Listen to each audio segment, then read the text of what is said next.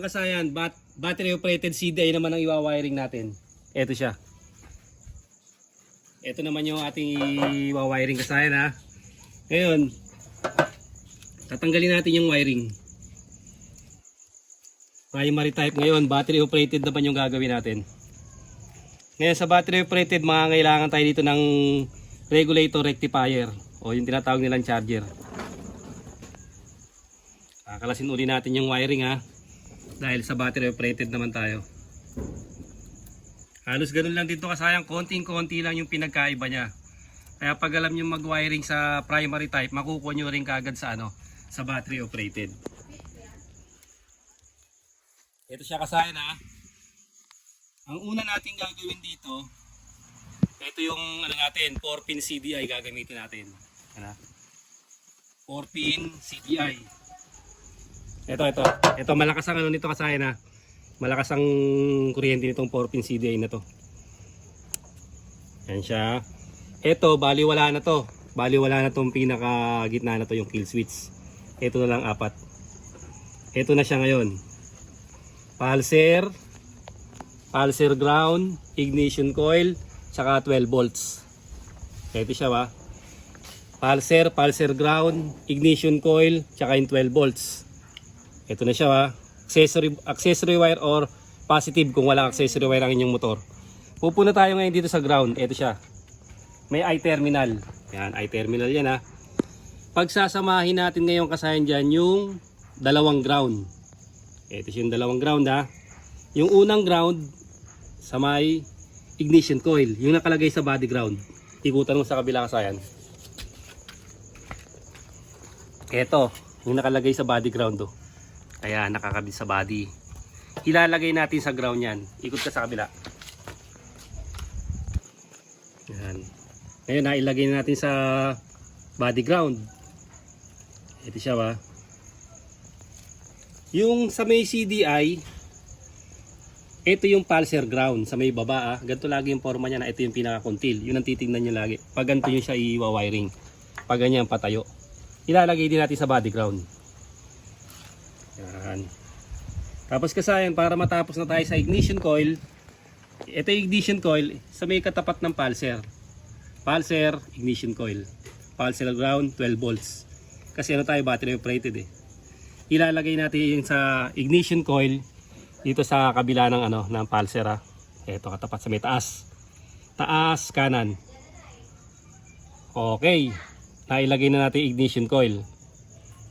Pag nailagay na natin ignition coil, ito na siya. Dalawa na lang ang natitira natin. Pulser at saka yung 12 volts. Kaya kasayan ha, full storage na naman tayo kasayan. Yung natitira kasayan ha, yung pulser at saka yung 12 volts. Itong pulser ilalagay natin sa blue white. Ito siya, blue white oh. Motorstar, Idol 110, Rusi, Euro, pare-pares siya na. Pare-pares siya na Skygo, Motoposh. Pare-pares lang yan. Ito yung pulser Tapos may natitirang 12 volts. Kayong kasayan, battery operated yung CDI natin. Magiging battery operated siya. Mangangailangan tayo ngayon ng charger. Ito siya. Ito yung charger kasayan ha. Kukunin natin dyan yung dalawa. Kukunin natin yung dalawa dyan ha. Yung kulay pink at saka yung kulay yellow. Kung dalawang kulay dilaw yan, pwede rin. Kung dalawang puti, pwede rin kasi full wave yun. Ito, tingnan nyo kasi magkaiba yung kulay niyan eh. Ang kukunin nyo kagad yung magkakulay. Ito kulay faded na to pero kulay yellow to. Yung light coil. Ilalagay natin to yung yellow muna ba.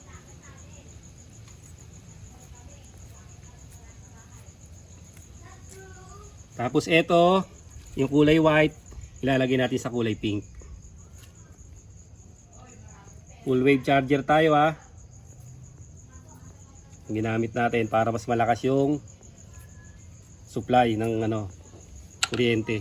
Ngayon kasayan yung kulay green, ito yung ground. Isasama rin natin sa ground, ito siya. Ito yung ground ha.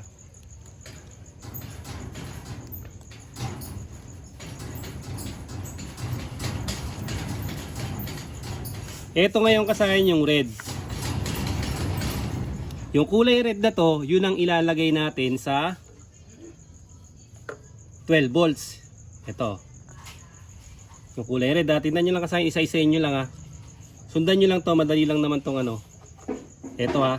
Kasi kasayan, pag umandar na yan, etong charger, yung charging coil, pagka umandar siya, masusuplayan to ng 12 volts. Magiging 12 volts na yung takbo nito. Yan siya ba? Iti-testing na natin ngayon. Ito siya, yung nag-request sa atin na kasayan.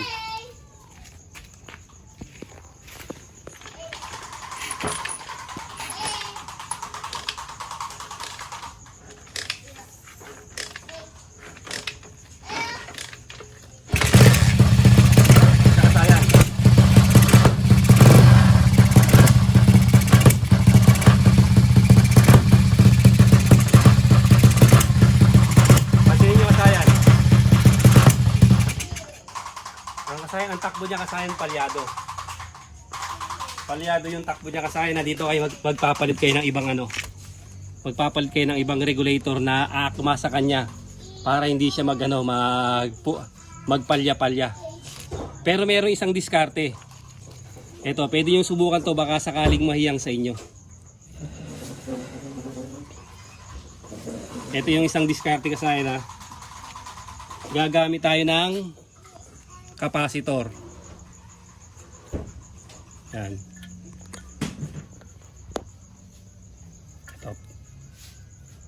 4,700 microfarad, 50 volts. Yan ha. Yung negative, yung may lining na ano, na gray. Tapos mayroon siyang guwit, negative. Ito naman yung positive. Yung negative ilalagay din natin sa body ground. Yan ha. Bali kasayan, 4 na yung ano rito. Magiging 4 na yung ating negative dito. Tapos ito ilalagay natin sa kulay red. Sa 12 volts ha, ayun o.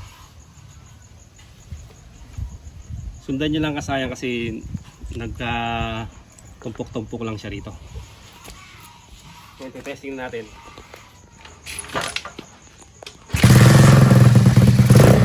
Pansin nyo yung kasayang yung takbo.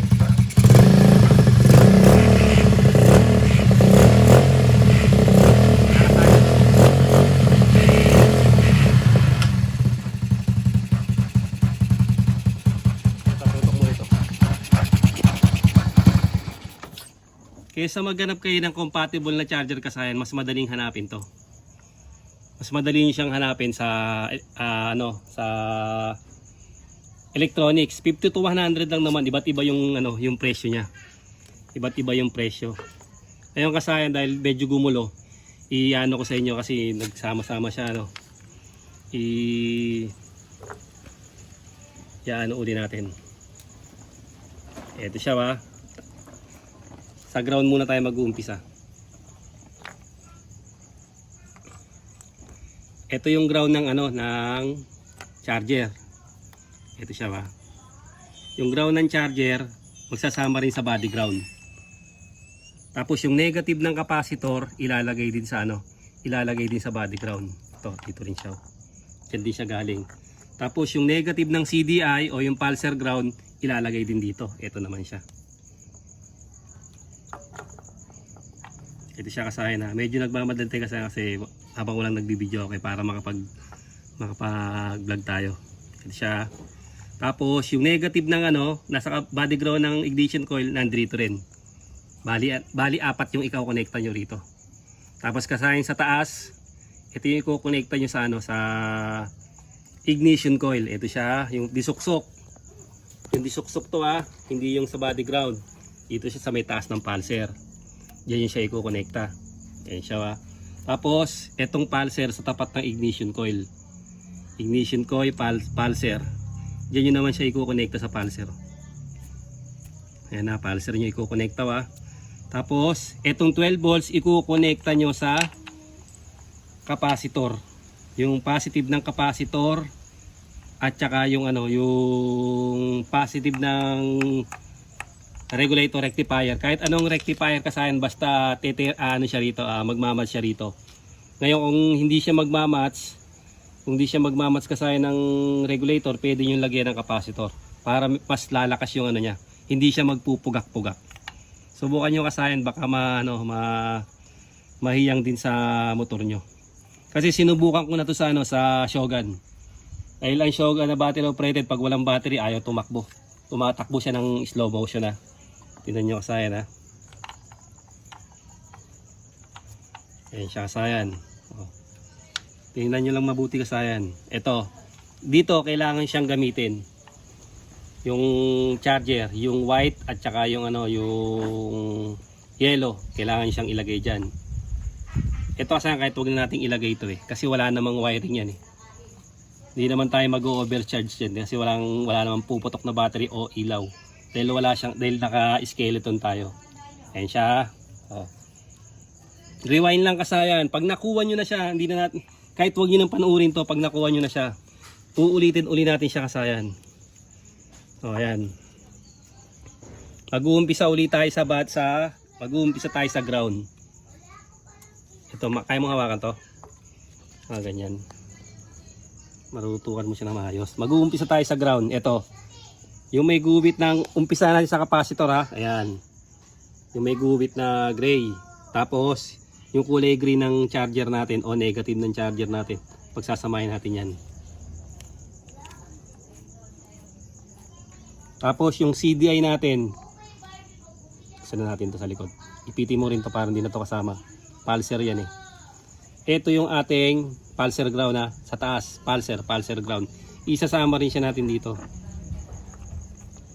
Tingnan nyo kasi isa-isayin nyo lang para mas madaling makuha. Tapos yung body ground ng ignition coil. Ito yung disuksok. Ito yung body ground. Kukunin natin tong body ground. Ito.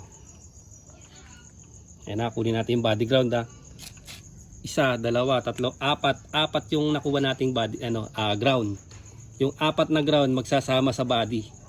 Lagyan nyo ng I-terminal para siguradong siguradong malakas yung ground. Ito siya Ayan Ayan na siya kasayan Tapos yung 12 volts, ito na siya.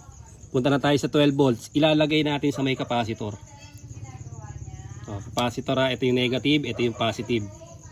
Tapos yung 12 volts sa ibaba ng ignition coil. Ito yung ibaba ng ignition coil, ito yung ito yung pulser, ito yung ignition coil, ito yung 12 volts. Ito siya, 4-pin CDI tayo ngayon Okay na dito. Tapos ito yung pulser natin. Pupunta tayo sa stator. Ang kukunin nyo lang sa stator, yung dalawang charger at ilalagay sa charger at isang ilalagay sa pulser. Ito yung pulser ilalagay natin sa pulser dito kasi nailagay na natin yung pulser ground Yan, lapit natin dito. Yan. Nailagay na natin yung pulser ground. Yan siya kasayan Tapos ito kasayan yung ignition coil. Nandun syempre sa ignition coil. Yung disuksok, hindi yung nakalagay sa body ground.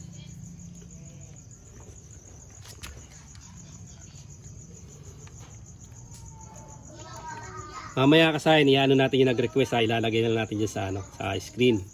Yung nag-request nito. Salamat sa nag-request kasi meron tayong na-i-vlog. Yan siya kasayan I-testing lang natin.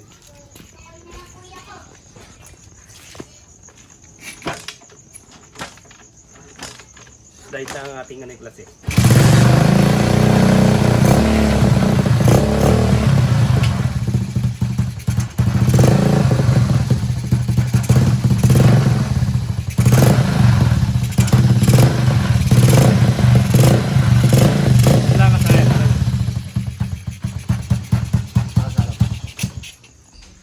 Testingin sana natin patakbuhin kasayang kaya lang flat yung gulong niya. Okay na yan kasayan, wala nang kapugak-pugak yan.